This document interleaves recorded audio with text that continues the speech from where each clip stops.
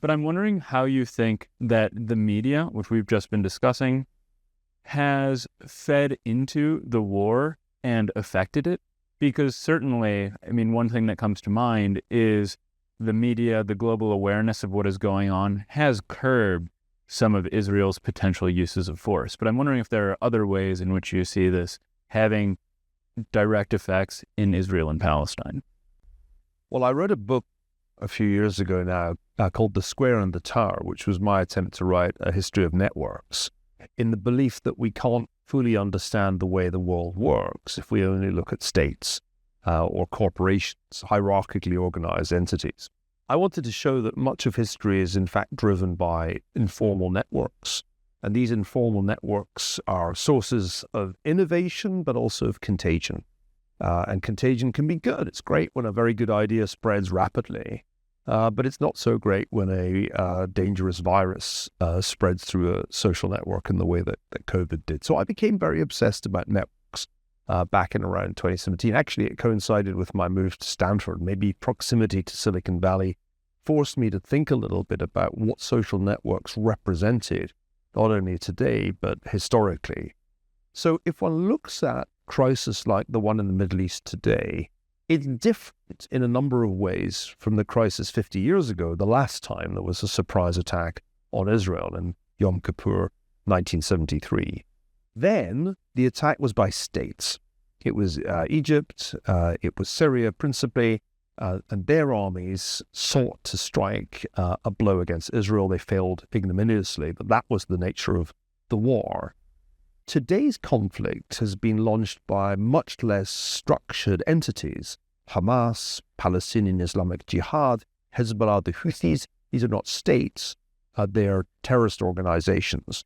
And therefore, they are network structures. Part of what makes them hard to defeat is precisely that they're networks. Hamas is a network embedded in Gaza. It's underground, literally in a tunnel network.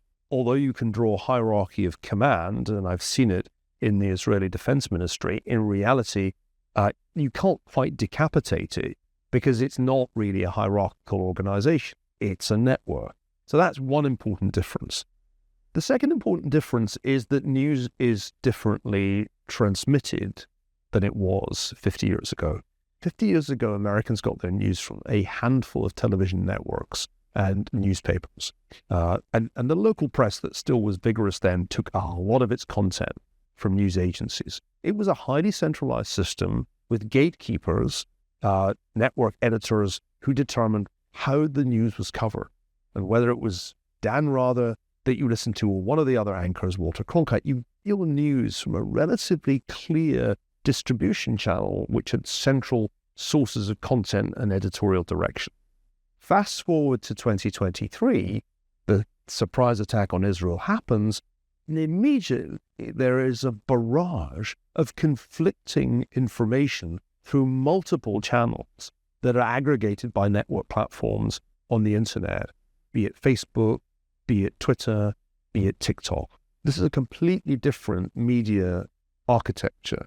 And I would say one of the biggest changes of our lifetime, and I guess it illustrates the fact that we're sitting having this conversation, not for a network TV, not for a newspaper, but for your own platform, that we now live in a much differently structured public sphere. It's less centralized in some ways, much less editorial power in the hands of the editor of the New York Times or whoever is running the networks. On the other hand, it is centralized to an extent that's surprising. When the internet was dreamt up, or at least when the World Wide Web came into existence, it was designed to be decentralized. It was supposed to be a distributed network that anybody could just plug into. Didn't stay decentralized for long. With the rise of network platforms such as Google and then Facebook, Meta, Twitter, and so forth, and now most recently TikTok, we've got a series of very, very large aggregating platforms whose algorithms determine, as we were discussing before the camera started to roll, what gets seen. In the case of the battle between the Israelis and their terrorist antagonists, it was rather shocking to realize that on TikTok, a Chinese-owned platform, overwhelmingly content favored the Palestinian case. Now, you can debate as much as you like whether that was because of TikTok's audience or because of its Chinese ownership. One way or another, the algorithm favored content that was pro-Palestinian. So we live in a completely different world in which the truth is structured not by central editorial hubs, but by these platforms and the algorithms which are there for power.